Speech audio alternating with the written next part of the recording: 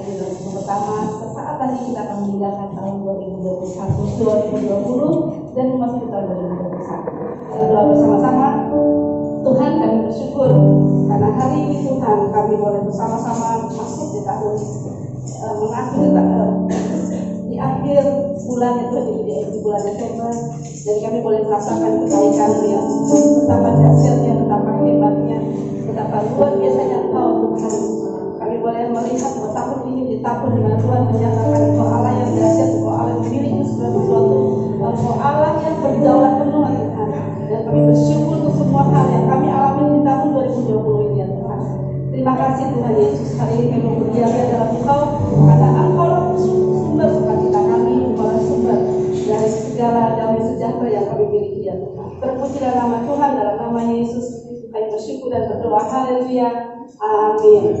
Di awal kita akan memberikan persembahan di waktu kami sekarang menyiapkan persembahan dari mereka Kristen. Betapa dalamnya kasih setiamu. Allah kita adalah Allah yang setia. Ayo kita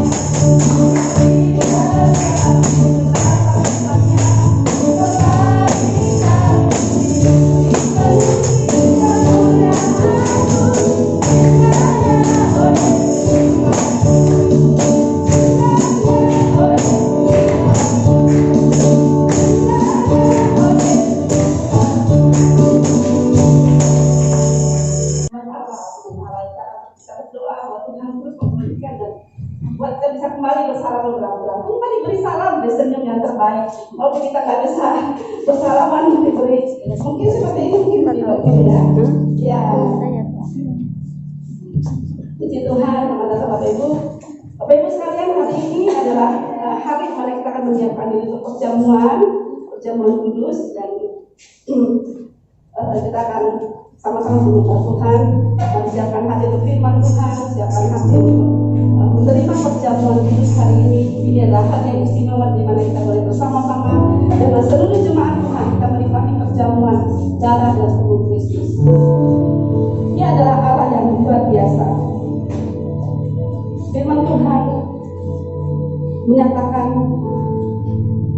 kemanakah aku dapat pergi menjauh di rohmu? Kemana aku dapat lari dari hadapanmu?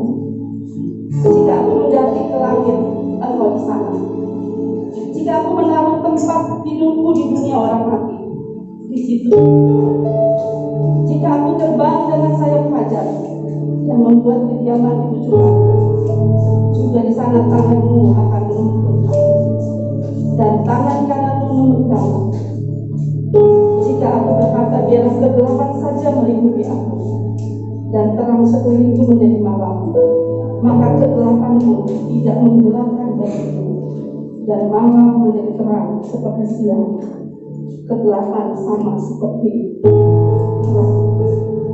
Bagi Engkau Tuhan, tidak ada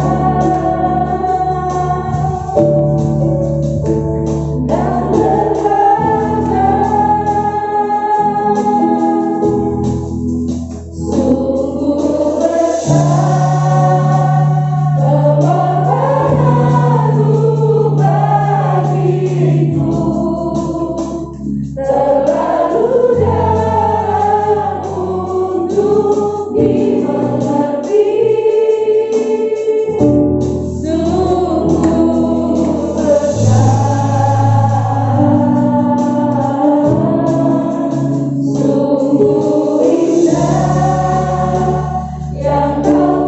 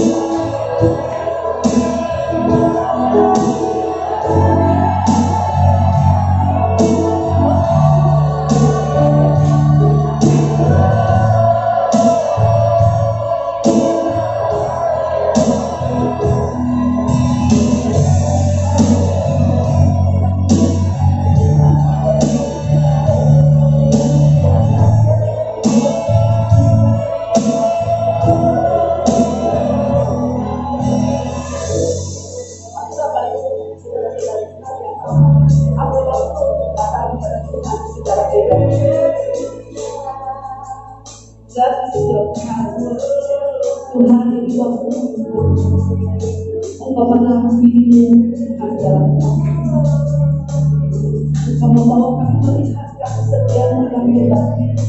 Bahkan kalau kami masih bisa berdiri hari ini, kami masih hidup hari ini, itulah kuasa yang kami minta Tuhan.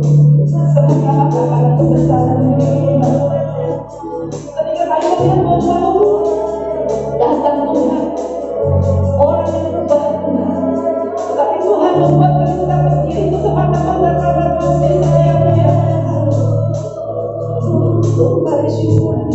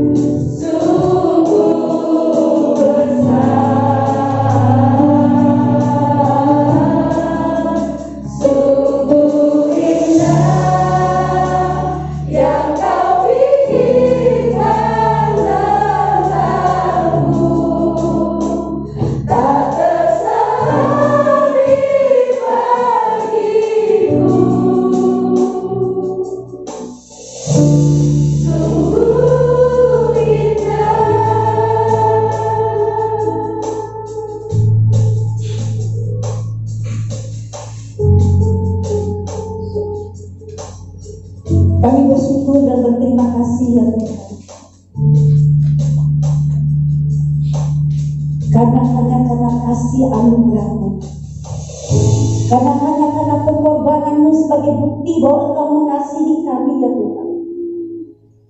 Kami boleh layak hari ini ada di dalam hadirat Tuhan, menikmati akan hadirat Tuhan, menikmati akan lawatan Tuhan. Dan hari ini Tuhan, di dalam hadirat-Mu kami mau mendengarkan firman. Tuhan Roh Kudus, bersihkan hati kami ya Tuhan, supaya kebenaran firman Tuhan tersimpan dan bekerja di dalam hati kami,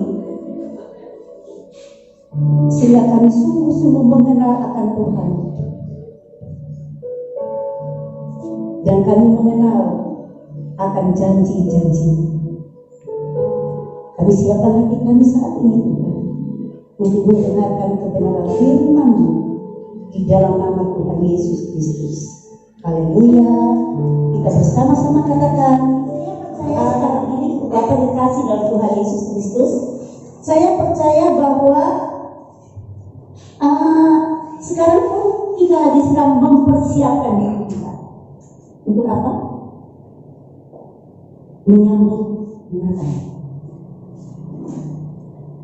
Ada ibu-ibu yang sudah pikirkan buat kue apa, buat acara apa, buat ini apa, dan sebagainya. Gereja-gereja juga sekarang lagi sedang memikirkan bagaimana perayaan Natal boleh terjadi di mana-mana tempat. Satu pertanyaan, waktu saya merenungkan akan hal ini, ada pertanyaan dalam diri saya. Mengapa kita merayakan Natal?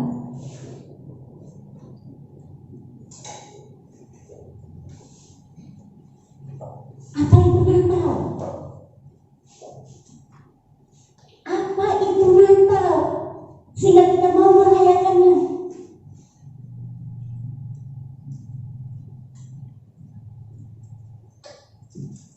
Banyak orang merasa bahwa saya merayakan Natal karena saya orang Kristen. Oke, saya setuju. Tapi itu belum benar.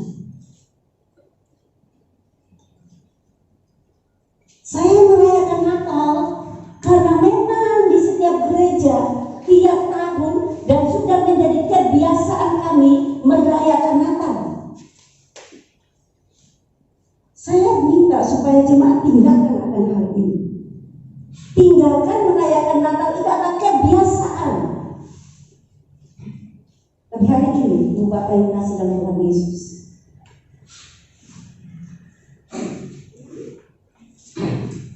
Natal adalah Allah menjadi manusia. Dia datang ke dalam dunia.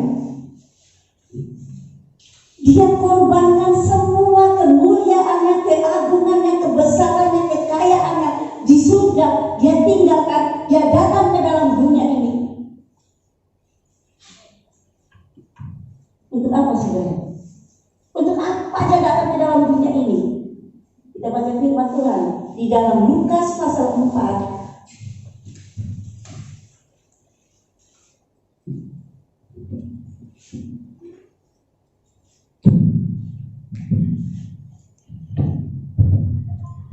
Saya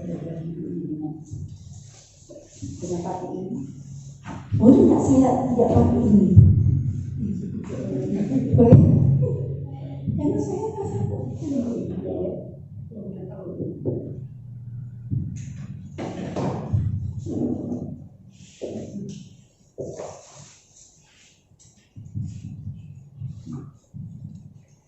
Lukas pasal 4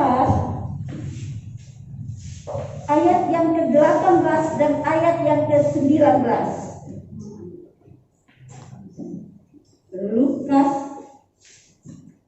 Lukas pasal 4 ayat yang ke-18 dan ayat yang ke-19.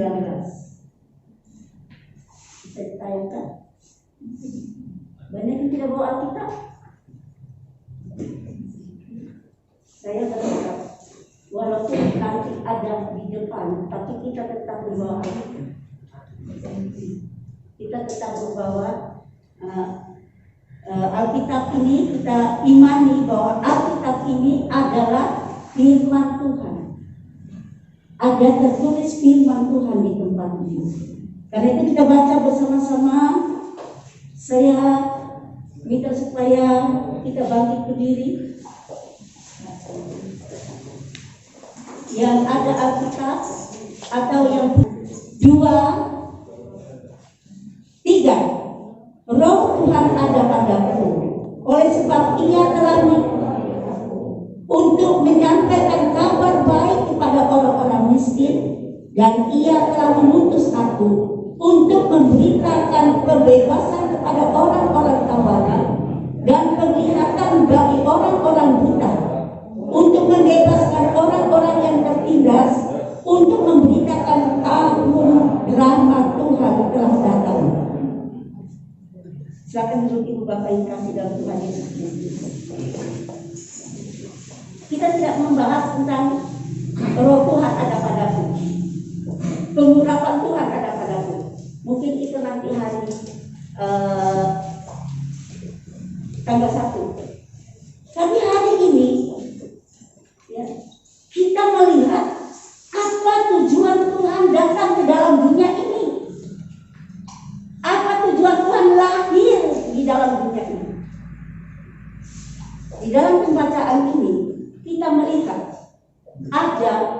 4 tujuan Tuhan.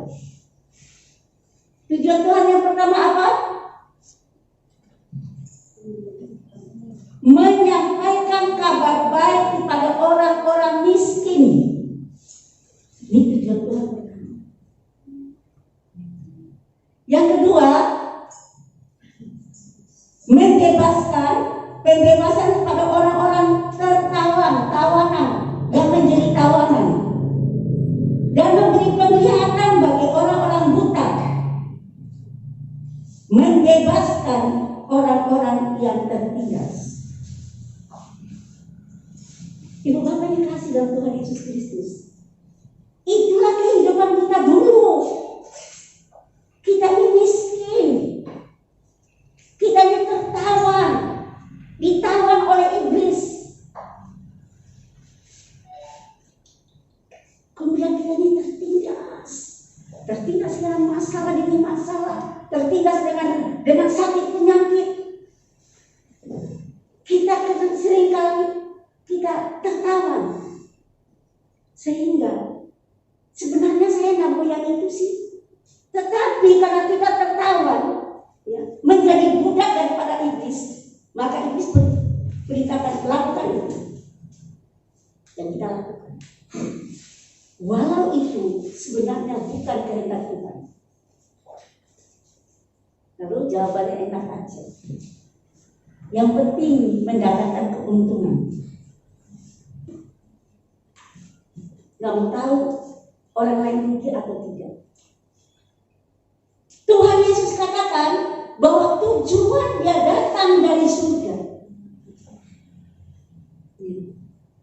adalah supaya menyampaikan kabar baik bagi orang-orang miskin.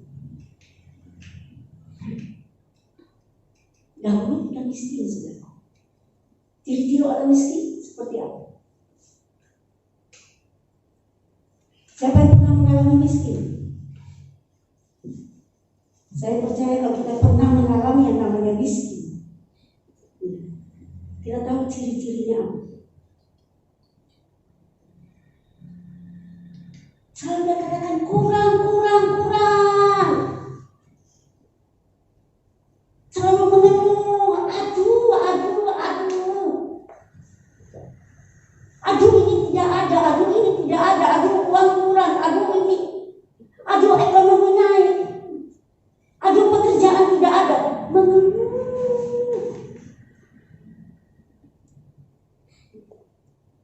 Walau uangnya masih ada 1 juta, dia udah mengeluh.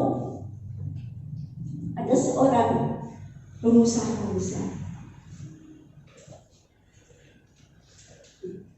Kalau uangnya itu cuma ada 10 juta di ini kantong, dia katakan tidak punya uang. Saya kaget. Kalau saya punya uang 10.000 aja, puji Tuhan masih ada uang 10.000. Amin. Sekarang, dulunya enggak. Dulu waktu masih miskin, gitu ya. Punya uang 100.000, udah mikir, pinjam uang kemana ya? Ini kemana ya? Oh, ke warung mana ya yang bisa dipinjam? Ini.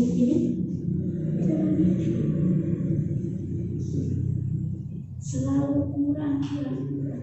Hati itu enggak damai. Miskin damai. Nggak bisa ramah dengan orang, miskin sukacita. Kalau penyanyi itu susah sekali. Saya juga dulu gitu. Waktu saya masih miskin, dengan sukacita. Kalau saya nyanyi,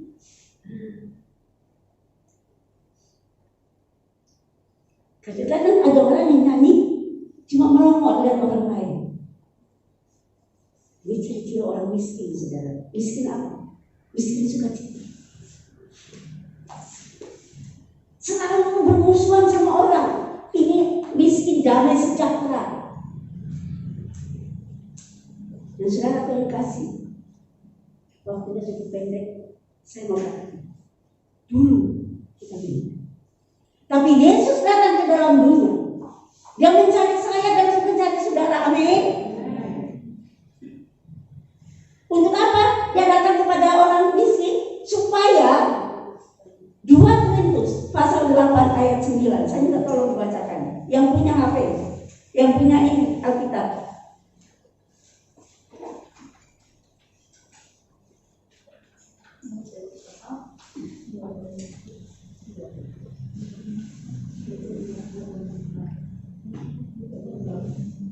Silakan. 2 Korintus pasal 8 ayat yang ke-9.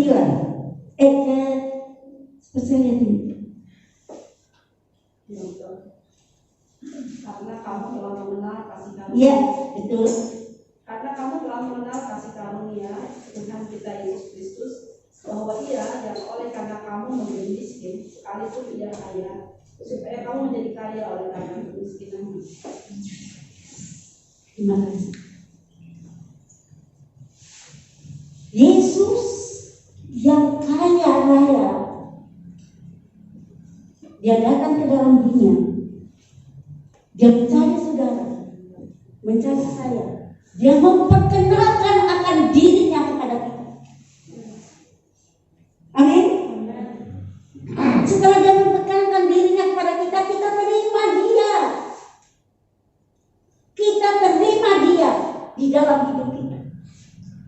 Dan dari dalam hidup kita, firman Tuhan mengatakan kita yang miskin diubah menjadi kaya. Amin. Yang dulu hidupnya punya uang ya, 100.000 sudah kebingungan setengah mati. Tetapi setelah Yesus ada di dalam hidup kita, nggak punya uang tetap sukacita. Amin. Ada kekayaan sukacita dalam hati. Ada kekayaan mengucap syukur kepada Tuhan.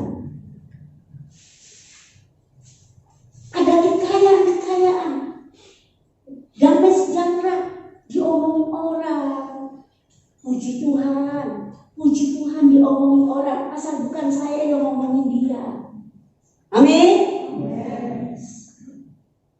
Kalau dulu sebelum ada Tuhan Yesus tidak ini. Sebelum Tuhan Yesus mengubah saya, berani ngomongin saya. Saya ngomongin kamu 100 kali lipat. Balas. Tapi setelah di dalam Tuhan, puji Tuhan kalau dia ngomongin saya. Yang penting aku nggak ngomongin dia.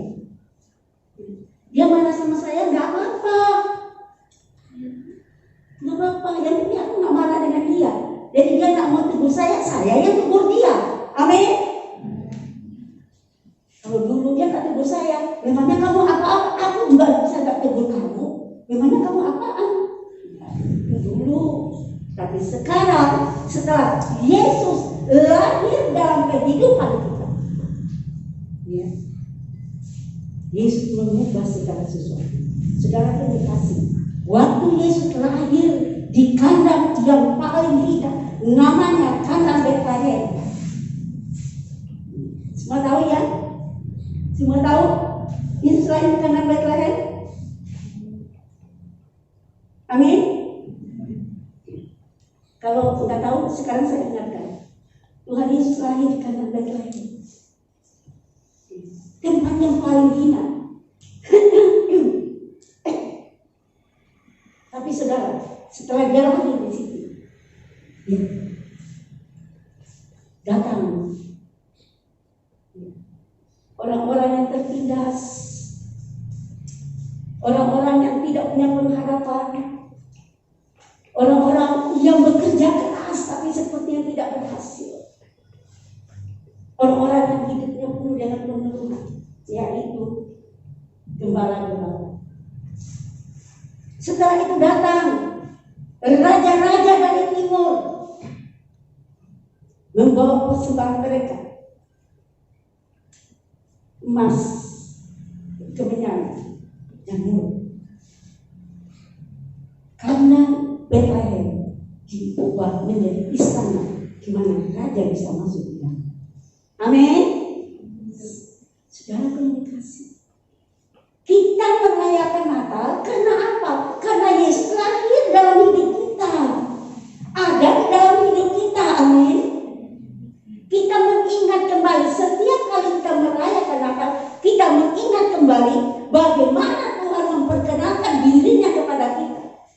dan bagaimana Tuhan sudah mengubah akan kehidupan kita. Haleluya, amin. Sehingga hidupnya miskin dulu, sekarang Tuhan sudah memperkaya. Kita kaya dengan kasih.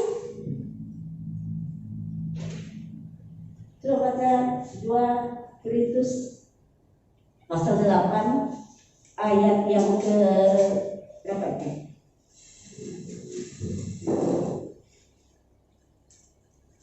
Ayat yang ke-7.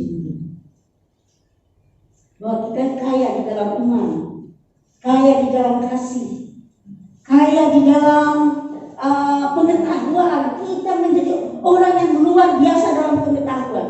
Coba saudara-saudara yang kasih, yang melayani akan Tuhan. Coba ingat. Kadang-kadang apa yang tidak dapat ini oleh dokter, Tuhan berkaya kita ini. Beberapa hari yang lalu, minggu yang lalu, ponakan saya nelpon saya, "Mama, aku sakit kanker, Mama. Stadium 3." Dan bilang, "Mama, ada bacakan nggak?" Kirimkan saya baca. Saya bilang begini, "Mama punya Tuhan Yesus.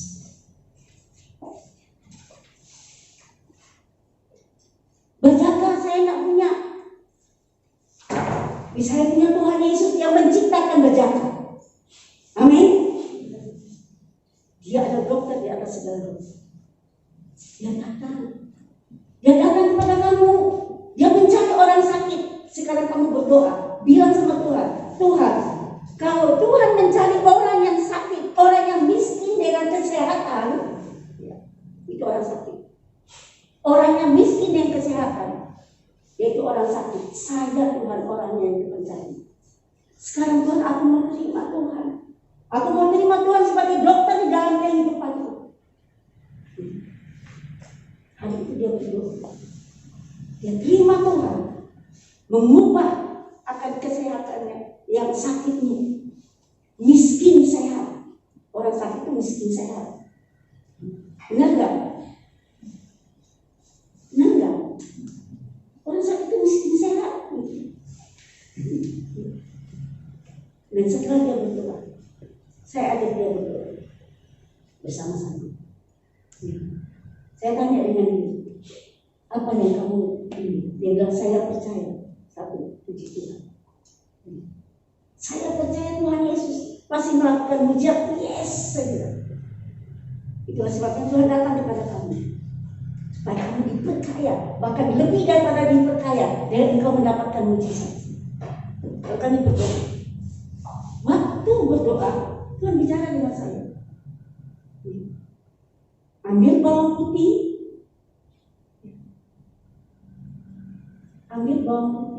giling bawang putih itu, dan dioleskan di bagian yang kanker, dan bagian bawah daripada kanker itu juga dioleskan. Iya kan, Pak? Saya bilang lakukan itu.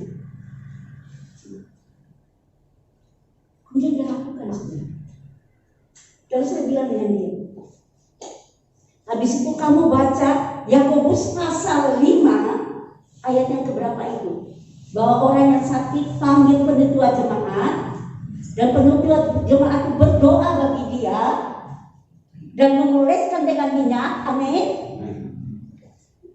Dia sembuh. Saya bilang, kamu baca ini ayat, ini bukan kata saya. Kalau kamu panggil saya sekarang penetua jemaat, ya, itu karena Tuhan yang menyuruh kamu. Dan saya dengar apa yang Tuhan katakan. Sekarang lakukan. Setelah itu, habis itu kamu oleskan dengan minyak di dalam nama Tuhan, dan kamu baca firman ini. Bapak yang dikasih dalam Tuhan Yesus Kristus. Haleluya.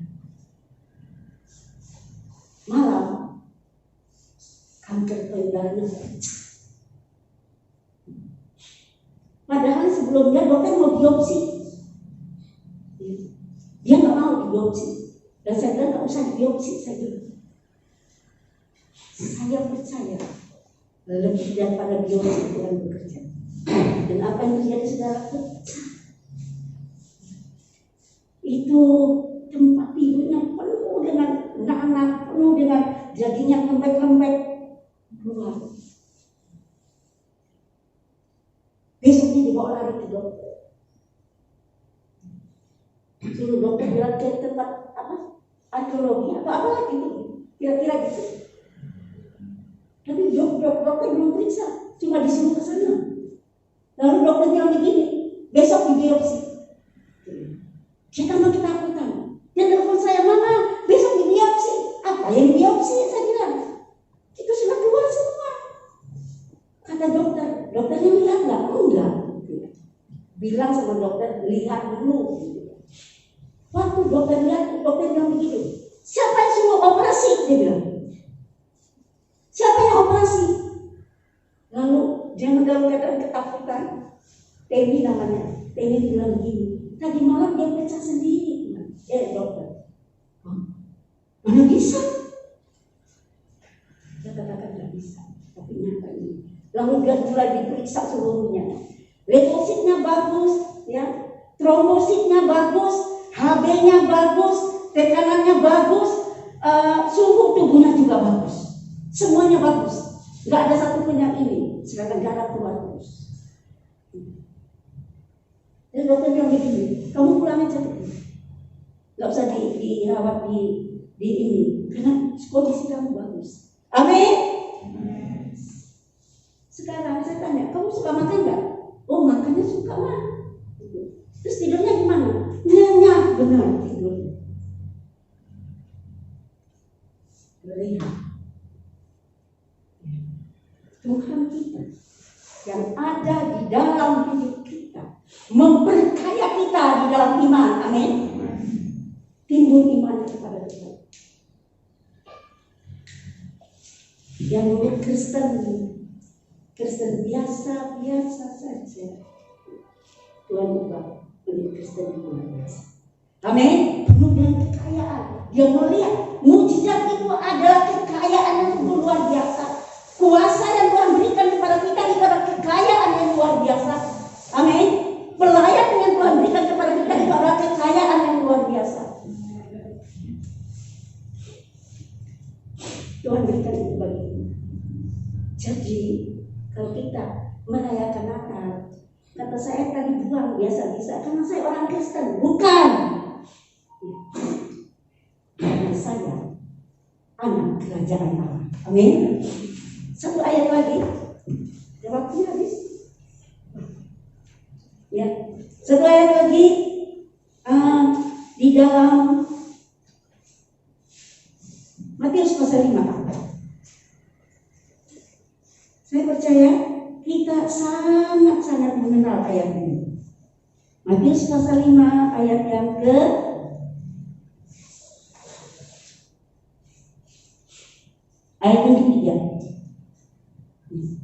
Berbahagialah orang yang miskin di hadapan Allah.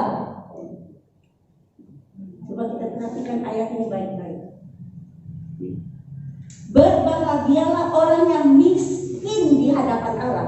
Miskinnya di hadapan Allah loh, ya. Karena merekalah yang mempunyai kerajaan surga. Maksudnya apa? Kita berpikir orang yang miskin, dia tidak punya apa-apa. Bukan, saudara. Orang yang miskin di hadapan Allah, mungkin kekayaannya banyak, tapi di hadapan Tuhan dia menyadari bahwa dulu aku miskin, sekarang karena Tuhan mengubah aku menjadi kaya. Bisa kaya secara jasmani, bisa kaya secara rohani, dan punya kasih, iman yang kokoh, pengharapan kepada Tuhan yang semakin ini, memiliki otoritas dan kuasa dari Tuhan, ya, memiliki pelayanan yang Tuhan percayakan, memiliki sahabat-sahabat, dia begitu damai dengan semua orang. Ini kekayaan. Tuhan bilang, berbahagialah orang miskin di hadapan Allah. Artinya gini, walaupun dia punya mercy, punya uang banyak, tapi pada saat dia datang kepada Tuhan, dia katakan, Tuhan, aku tidak punya apa-apa. Tuhan, aku tidak punya apa-apa. Yang ada padaku otoritas, iman, kasih, kebaikan, ya, harta, uang, emas, itu semua Tuhan yang punya. Amin. Jadi dia bilang di hadapan Tuhan, dia katakan, aku tidak punya apa-apa. Semua yang ada padaku Tuhan yang punya. Amin atau tidak? Sudah merasa atau tidak?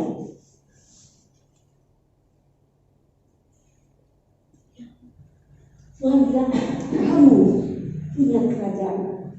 Semenjak kita menerima Tuhan Yesus dalam kehidupan kita, kita ini warga kerajaan Allah. Amin.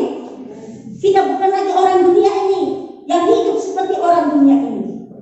Kalau Tuhan memberikan kekayaan, Tuhan membuat kita berhasil, itu bukan karena kita. Saya ngomong dengan seorang dokter. Kalau dokter menjadi seorang dokter, itu karena Tuhan yang mau dokter menjadi dokter. Kalau Tuhan tidak mau, dokter juga tidak bisa jadi dokter. Karena itu, kekayaan dan pelayanan yang Tuhan berikan kepada dokter, ya, lakukan tugas dokter. Kalau tidak, kita tidak tahu bersyukur namanya. Kalau kita punya kelebihan apa, kita punya karunia-karunia bagaimana? Bukan kita punya, itu Tuhan punya. Amin. Nggak perlu dibanggakan. Orang kaya, sombongnya nggak ada dua, saudara. Kalau baca di dalam Amsal, orang kaya itu suka menghina orang yang miskin. Tapi kalau orang yang menghormati orang miskin, ya, itu sama dengan menghormati kita. Orang kaya itu sombong, ngomongnya tinggi, selalu dia lebih. Aku punya karunia lebih. Bohong, kamu tidak punya karunia apa-apa, itu Tuhan percayakan aja. Amin. Karena itu Bapak Ibu kasih dalam Tuhan Yesus Kristus.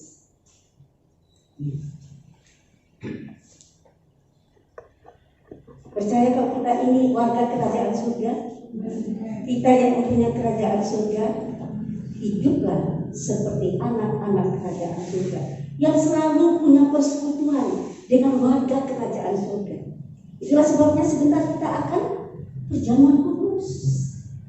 Ya, kita akan bersekutu bersama-sama di dalam tubuh dan darah Tuhan Yesus.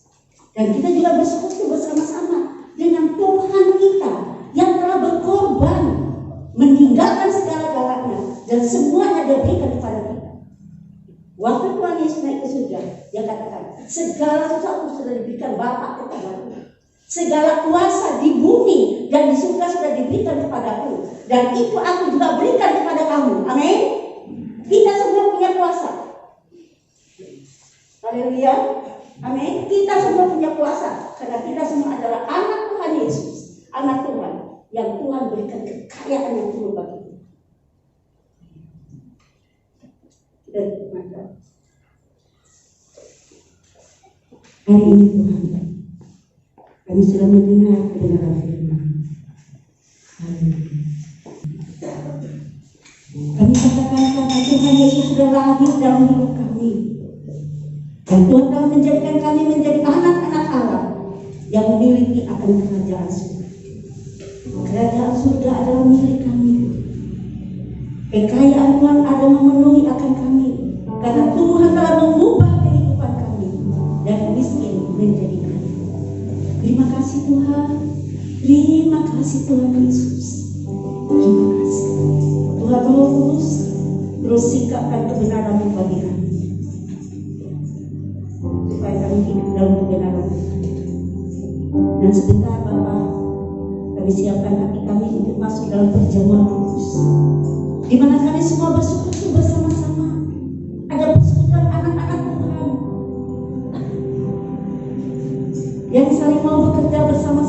saling menerima satu dengan yang lain, dan juga persekutuan bersama dengan Tuhan. Hari di dalam tubuh dan darah Yesus. Haleluya. Terima kasih Tuhan. Terima kasih Tuhan.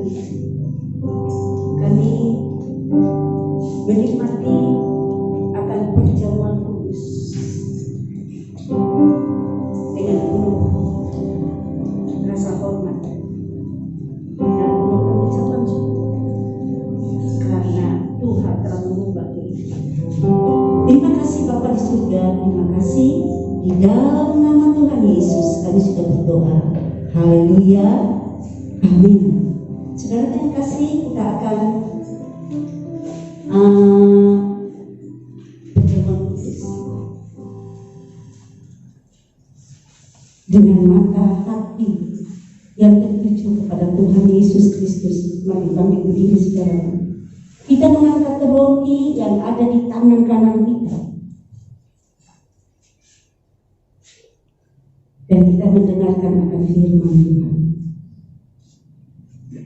Sebab apa yang telah kuteruskan kepadamu telah aku terima dari Tuhan, yaitu bahwa Tuhan Yesus pada malam waktu ia diserahkan mengambil roti, dan sesudah itu ia mengucap syukur atasnya. Ia memecah-mecahkannya dan berkata, inilah tubuhku yang diserahkan bagi kamu. Bukankah roti yang telah dipecah-pecahkan ini adalah persekutuan di dalam tubuh Tuhan Yesus Kristus yang mengubah tubuh jasmani kita menjadi tubuh rohani di dalam nama Tuhan Yesus Kristus.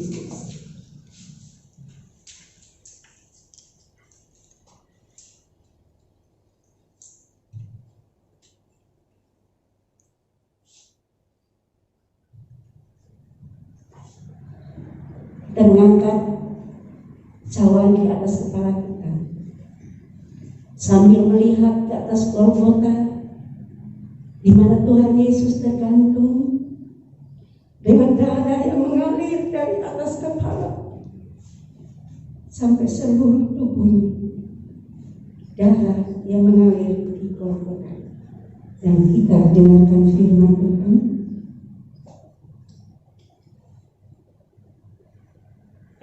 Demikian juga ia mengambil cawan sesudah makan, lalu berkata, cawan ini adalah perjanjian baru yang dimeteraikan oleh darahku. Ibu Bapak yang kasih, bukankah cawan persekutuan ini yang berisi anggur ini adalah persekutuan di dalam darah Tuhan Yesus Kristus yang telah mengampuni akan kita, mengubah kita dan melayakkan akan kita. Mari dengan iman kita minum bersama-sama.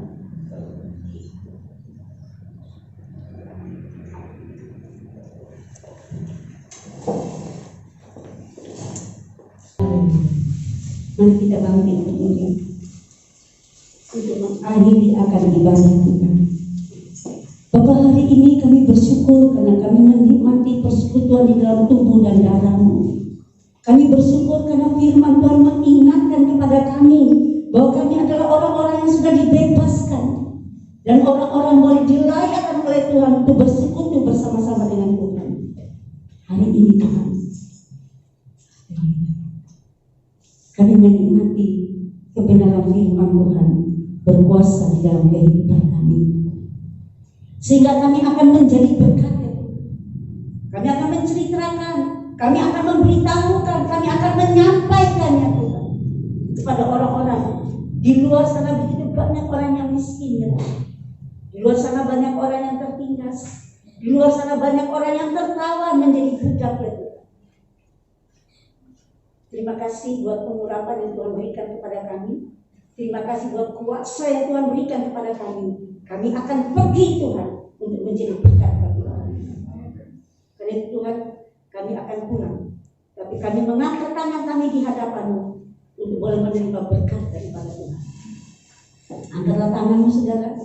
Terimalah berkat daripada Allah Bapa kita yang menghadapkan wajahnya kepada kita, menyinari kita dengan sinar wajahnya, dan memberikan kepada kita kasih karunia dan damai sejahtera. Kasih daripada Tuhan kita yang tidak pernah berkesudahan, bersekutu di dalam Roh Kudus, dan terus bekerja dalam kehidupan kita, membawa kita kepada pembenaran dan kebenaran demi kebenaran, sampai Tuhan Yesus datang yang kedua dan mengangkat kita bersama-sama di awan-awan Tuhan. Kita yang percaya dan kita yang diberkati Tuhan, mari kita bersama-sama berkata,